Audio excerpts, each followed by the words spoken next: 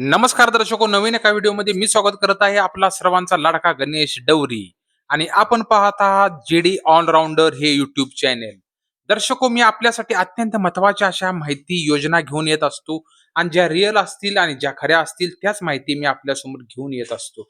त्यामुळे GD all-rounder ह्या YouTube चॅनेलला महाराष्ट्रामध्ये वाढता प्रतिसाद असा आहे.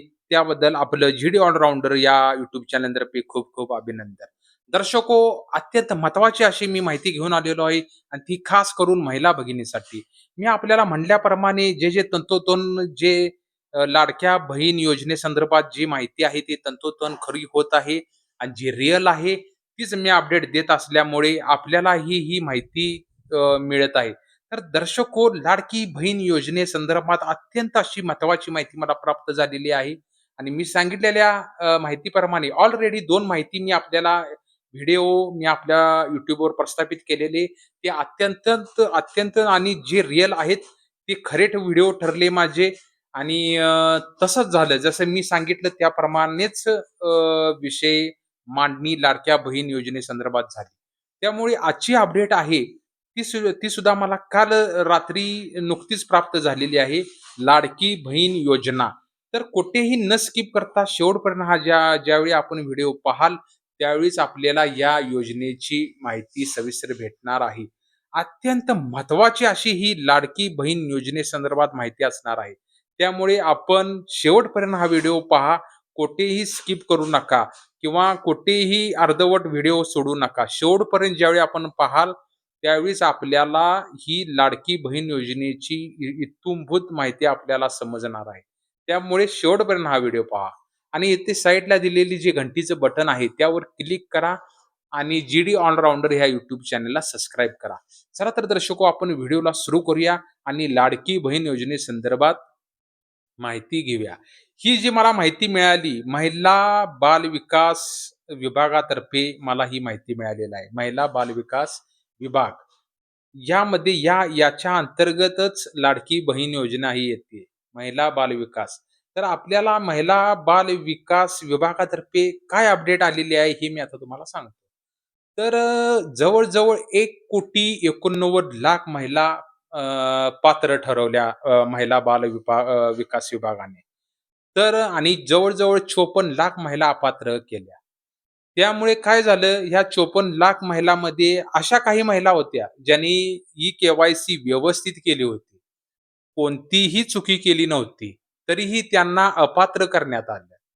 अशा महिलांना परत एकदा संधी भेटलेली आहे. बघा, मी काय म्हणतोय बघा, परत एकदा संधी आपल्याला ई-के-वाय-सी करण्याची भेटलेली आहे. पण ही ई-के-वाय-सी वेबसाईटवर होणार नाही. मी काय म्हणतोय बघा, वेबसाईटवर होणार नाही. तुम्ही म्हणाल, "मग होणार कशी?" तर आपल्याला जवळच्या तहसीलदार कार्यालय विभाग असेल, जिल्हा विभाग असेल, येथे महिला बाल विकास विभाग जो आहे महाराष्ट्र शासनाचा, तिथे जाऊन ई-के-वाय-सी आपल्याला करता येईल. महत्त्वाची अपडेट आहे. बऱ्याच महिलांनी मला कमेंट केल्या होत्या, "आमच्या ई-के-वाय-सी व्यवस्थित करून देखील आम्हाला पैसे मिळालेले नाहीत. जानेवारी ते एप्रिल महिन्याची 3,000, 1,500, 4,500 असे काही एकत्रित हप्ते आहेत. आम्हाला एकही हप्ता मिळालेला नाही. मग आम्ही आता काय करायचं? ही के-वाय-सी तर व्यवस्थित आम्ही पारदर्शक केलेली आहे. आमच्याकडे फॉर्म पण आहे, त्याचं प्रूफ आहे. मग आम्हाला अपात्र केलंच कसं?" तर आपल्याला ही शेवटची अंतिम संधी दिलेली आहे.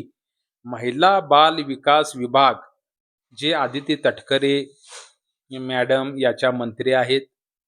त्यांच्या अंतर्गत हा विभाग चालवला जातो. महिला बाल विकास विभाग याच्या अंतर्गतच आपल्याला लाडक्या बहीण योजनेचे जे काही पैसे आहेत ते मिळत असतात. आपण ह्या विभागात जाऊन आपली रीतसर तक्रार नोंदवू शकताय.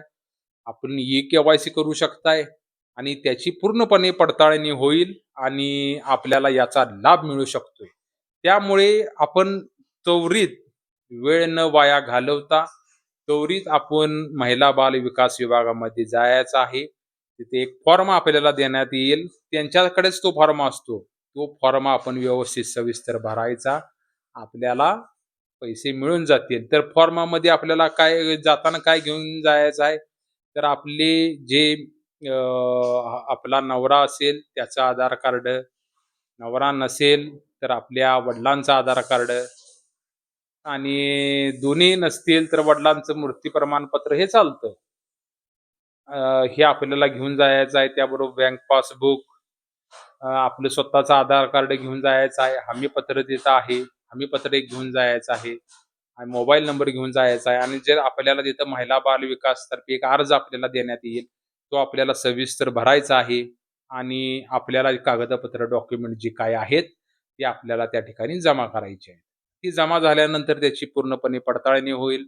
आपण त्यात बसताय का? आपण पात्र आहात का? आपण असं चुकीचा काहीतरी फॉर्म भरलेला नाही का? याची पूर्ण सविस्तर पडताळणी होईल आणि आपल्याला त्याचे पैसे नक्की मिळतील. तरी त्यामुळे या 54,00,000 महिला ज्या आहेत, यांनी कुठेही निराश न होता याच्यामध्ये आपण जाऊन तिथं फॉर्म भरू शकताय.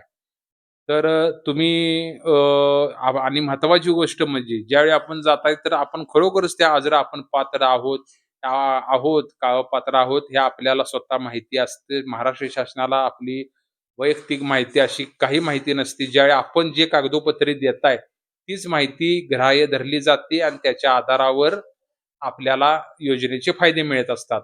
पण एखादा ज्यावेळी महाराष्ट्र शासन आपली पडताळणी करतं, त्यामध्ये जर काही चुकीचं जर आढळलं, 2.5 लाखापेक्षा जर जास्त उत्पन्न असलं किंवा एखादा व्यक्ती सरकारी कर्मचारी आपल्या घरात असला किंवा आपण वैयक्तिक सरकारी कर्मचारी असला किंवा आपण किंवा आमदार किंवा खासदार, मंत्री यांच्या घरातील व्यक्ती असाल किंवा मोठे आर्थिकदृष्ट्या मोठे सक्षम असाल, अशा जर काही गोष्टी जर आपल्याकडे असेल, तर आपल्याला महाराष्ट्र शासन आपल्यावर कारवाई करू शकतं. त्यामुळे जी माहिती असेल ती रिअल आपण त्या ठिकाणी महिला बाल विकास विभागात आपल्याला द्यायची आहे. बघा 1,89,00,000 महिला यांना पात्र झालेले आहेत आणि 1,89,00,000 महिला ज्या पात्र झालेल्या आहेत, त्यातल्या काही महिलांना सुद्धा पैसे आलेले नाहीत. विचार करा, ज्या पात्र असून सुद्धा पैसे मिळालेले नाहीत, अशा महिलांनी सुद्धा महिला बाल विभागात त्वरित जाऊन आपली तक्रार मांडायची आहे. मी पात्र आहे, पण मला अजून पैसे आलेले नाहीत. मला 1-2 हप्ते आले होते. का अशा महिला काही आहेत, त्यांना मार्च महिन्याचे हप्ते आले होते. अ, फेब्रुवारी महिन्याचे आले होते, जानेवारी महिन्याचे आले होते आणि आत्ताचा हप्ता आलेला नाही. अशा सुद्धा काही महिला आहेत. त्या महिलांनी सुद्धा महिला बाल विकास विभागात जाऊन त्यांचा एक अर्ज आहे. त्या अर्ज आपण सविस्तर भरून आपले तक्रार त्यांच्यासमोर मांडायची आहे. म्हणजे त्यामुळे 1,89,00,000 महिला या महिला त्यांना वाटलं आपण पात्र आहोत. पण तुम्हाला पात्र असून पैसे जर नाही मिळाले तर त्याचा उपयोग काय? आणि एक-एक अशा महिना आहेत, की मागच्या वर्षीपासूनच ह्यांना पैसे मिळालेले नाही आहेत. मग त्यांनी समजायचं का आम्ही अपात्र आहोत? तर महाराष्ट्रात जवळ-जवळ असंख्य अशा महिला आहेत, ज्या खरंच लाडकी बहीण योजनेसंदर्भात पैसे घेण्यात डिझर्व्ह ठरतात. त्यांना ती खरोखरच त्यांना त्याची गरज आहे आणि तरी पण त्यांना अपात्र केलंय. तर तेवढीच शेवटची आपल्याला ही संधी आहे. जर आपण अपात्र झाला असाल काही कागदपत्रे म्हणजे पात्र तर तुम्ही होण्यालायक आहात. पण काही चुकीचं एखादा डॉक्युमेंट तुमचं राहिला असेल किंवा एखादा फॉर्म भरायचा आला असेल किंवा एखादा बँक अकाउंट नंबर चुकला असेल किंवा एखादा हमीपत्रात काहीतरी चुकी झाली असेल किंवा आपल्या उत्पन्नाच्या दाखल्यामध्ये काही चुकी झाली असेल, तर अशा महिलांनी पूर्ण पडताळणी करून मी डिस्क्रिप्शनमध्ये याची सविस्तर माहिती देणार आहे. आपण कमेंट बॉक्समध्ये डिस्क्रिप्शनमध्ये जाऊन पूर्ण फॉर्म कसा भरायचा, काय करायचं ही इत्थंभूत सर्व माहिती दिलेली आहे. ती वाचा आणि जर वाचून समजत नसेल तर मला कमेंट करा. मी ती कमेंटला उत्तर आपल्याला देईन. त्याप्रमाणे फॉर्म भरून महिला बाल विकास विभागात आपल्याला जायचं आहे. तरी आपण तवरा करा. एक-एक महिलांजवळ अक्षरशः महाराष्ट्रात इतकी रांग उडालेली आहे. काही महिला गोर-गरीब, निराधार महिला बँकेमध्ये इतकी गर्दी झालेली आहे, त्यांना वाटलं त्यांच्या खात्यावर पैसे आलेत. पण अशा महिला निराश झालेल्या आहेत. बँका भरून रांगच्या रांग मोठ्या लागलेल्या आहेत महिलांच्या. विदर्भ साइडला, इकडे मराठवाड्यात, पश्चिम महाराष्ट्रामध्ये प्रत्येक विभागात महिला झुंबड उडालेली आहे महिलांची पैसे त्यांच्या खात्यावर जमा झाले म्हणून. पण त्यातल्या जवळ-जवळ निम्म्याहून महिलांना याचा लाभ मिळालेला नाही आहे. मग त्या महिला चिंतेत आहेत आज, की आम्हाला 2 वेळेचं जेवण खायला मिळत नाही एक-एक वेळा अशी आमची परिस्थिती आहे. तरी पण आम्हाला ह्या शासनाने डावललं का?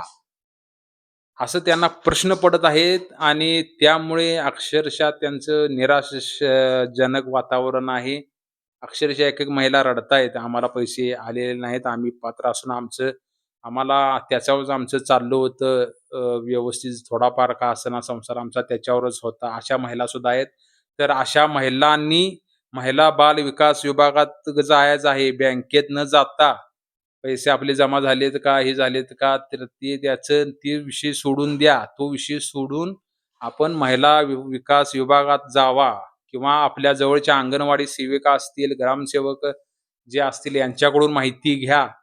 अंगणवाडी सेविकांना तर त्यांना शासनाने हेच केलेलं आहे, जी-आरच काढलेला आहे, की तुम्ही माहिती ही व्यवस्थित पुरवा त्यांच्याजवळ. जे गोरगरीब लोकं असतील, निराधार असतील, जे डिझर्व्ह करतात ह्या योजनेसाठी, तर अशांना व्यवस्थित माहिती देऊन त्यांना त्या विभागात पोहोचवा. तर आपल्याला त्वरित महिला बाल विकास विभागाकडे जाऊन तक्रार करायची आहे.